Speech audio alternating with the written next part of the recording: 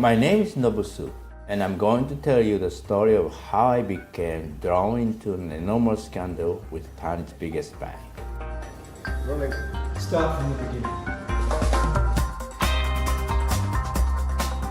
From the early 2000s, I had been building my tiny shipping empire called TMT at an alarming pace, thanks to the enormous commodity boom in China. And by 2005, we were ready to expand. Now that ship is going to leave the port and the ship just going to sail out to the next destination. So I decided to put up $1 billion cash down payment, non-refundable, for 30 brand new ships, special designed by my ideas. It's a good idea, you know? Right before the financial crisis, we lost a fortune. By 2010, we had already taken delivery of 17 ships. This is now becoming the world's largest general cargo ships. And needed finance for the ships still under construction. It will be the outside of a ship and we will have... And Taiwan's largest bank, called the Mega Bank, wanted to lend money to us.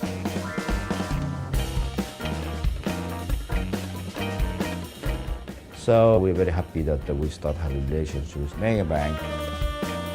I was relieved, but how could I have known that this would lead to disaster for my company? By 2012, the market had all but dried up. So my new creations won't bring income. I couldn't see, but So cash flow has ceased and we struggled to pay our debts. We asked to extend our loans with Megabank, and they were very helpful, agreeing to mortgage one of our most valuable ships, Lady back to the value of about $100 million. We were relieved. We thought we had bought some more time. Then something strange happened. Within 2 weeks of agreeing to the extension, we received a distressed email. They sent an email to TMT at 2 o'clock in the afternoon to say that please pay all the money at 3:30.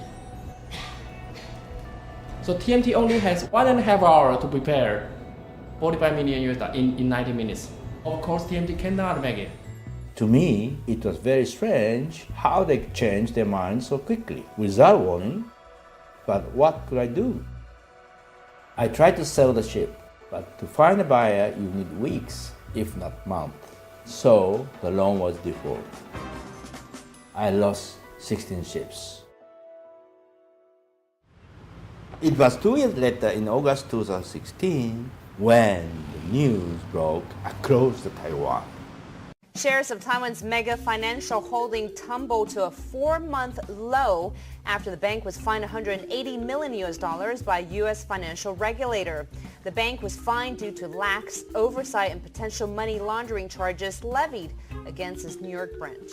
For some reason, money laundering stood out to me. I began to investigate and I made some shocking discoveries. The first was in the contracts themselves. The report from U.S. attorney to me. U.S. attorneys. Yes, there was fraudulent signature by Megabank officials. Signature of the who in the Mega Bank? Yeah, this is Priscilla Shield.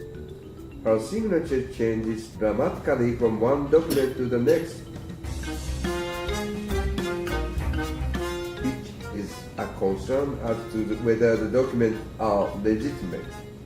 Banks have very strict internal rules they have to follow, known as compliance, to give confidence to people like me that they will be responsible with my money. And considering Megabank is partly owned by the government, thus it's partly the people's money. Adhering to compliance regulations especially important. There is a criminal factors some fraudulent signature signing on the document. Either it's the same person changing the signature, or it's different people signing the same name. Either way, it's totally illegal. Which means I should get my ships back immediately. Then I discovered this. The receiver of the debt then resell the debt at a much higher price. And this receiver is a very, very unknown company, OCM. And after this case, they close and disappear. Nobody is feeling that there is something fraudulent happened. I think it was planned. If this is true, then mega banks are guilty of money laundering. It needs to be investigated. We actually contribute a lot to this the economies in Taiwan. And how much insurance money we paid 50 years of my ships. I have the right to ask this question. But in truth, as I dug deeper, I realized Megabank wasn't alone. It's just the tip of the iceberg.